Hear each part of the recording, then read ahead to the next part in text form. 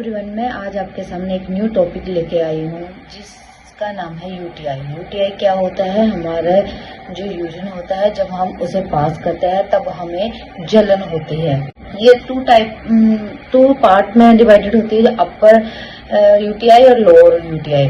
अपर UTI में हमारी जो किडनी इन्वॉल्व होती है और लोअर में हमारा ब्लैडर इन्वॉल्व होता है। जो यूटीआई होता है वो एक बैक्टीरियल इन्फेक्शन है जो कि इकोलाई के द्वारा होता है। यूटीआई होने की क्या क्या कॉजेज है?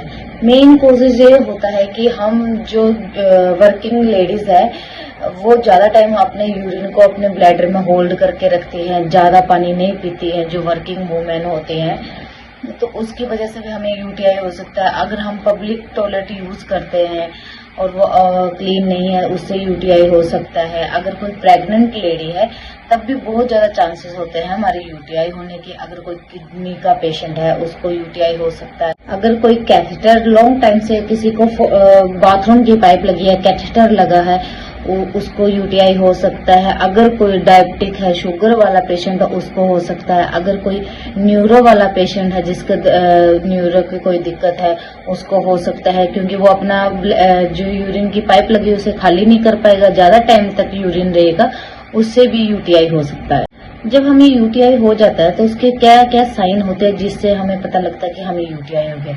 जब हम बाथरूम करते हैं तो हमें बहुत ज्यादा जलन होती है, बर्निंग सेंसेशन होती है, और जो हमारा यूरिन का कलर है वो अगर ज्यादा सीवियर पे हमें यूटीआई है तो थोड़ा ब्लडी होएगा, कलर चेंज होगा, यूरिन से हमें स्मेल आएगी और हमारा बार बार दिल करेगा यूरिन पास करने का।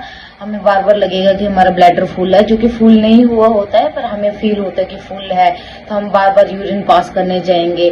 पेल्विक पेन होती है, हमें अगर यूटीआई ज्यादा स्टेज पे है तो हमें फीवर आ सकता है, अब्डोमेन पेन होएगी, पेल्विक पेन होएगी, शिवरिंग वाले फीवर आएगा। कई जो घर में रहने वाली लेडीज होती है उनको यूटीआई हो जाता है, वो बताने में हिचकिचाती है, बताती नहीं है, पर जब भी हमें यूटीआई होता है तो हमने उसके जो साइन है वो देखने हैं कि हमें ये चीजें हो रही है, तो हमें हॉस्पिटल में डॉक्टर की सलाह लेनी है और मेडिकेशन स्टार्ट करनी है। अगर हम ऐसा नहीं करते हैं तो यूटीआई बहुत बड़ी स्टेज पे पहुंच जाएगा जिससे हमारी किडनी पे इफेक्ट होएगा और जो बैक्टीरिया वो बहुत ज्यादा ग्रो कर सकता है और जिससे आपको हार्मफुल भी हो सकता है। इसलिए जब भी यूटीआई होता है तो हमने हॉस्पिटल से मेडिसिन लेनी है, एंटी बैक्टीरियल मेडिसिन चलती है इसके लिए, तो हमें डॉक्टर से जरूर मिलना है अगर यूटीआई होता है तो। यूटीआई से प्रिवेंट करने के लिए हमने क्या क्या करना है?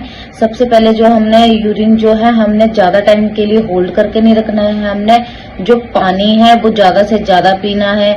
जो हमारा खाने का शेड्यूल होता है वो ये नहीं कि हमने सुबह खाना खाया तो इवनिंग में खाना, बीच में कुछ खाना है या कुछ जूस वगैरह ले सकते हैं हमने।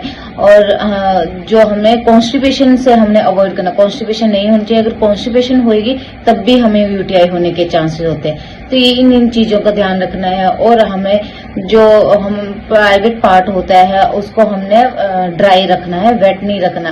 किस लेडी को होता है कि हमने जो वॉश करते हैं पर्सनल पार्ट को, तो वॉश तो कर सकते हो आप, पर उसे ड्राई भी रखना है। थैंक यू एवरीवन मेरी वीडियो को देखने के लिए। अगर आपने यूटीआई के बारे में कुछ भी पूछना हो तो आप मुझे कमेंट कर सकते हो, मैं आपके हर एक कमेंट का रिप्लाई करूंगी। Thank you everyone.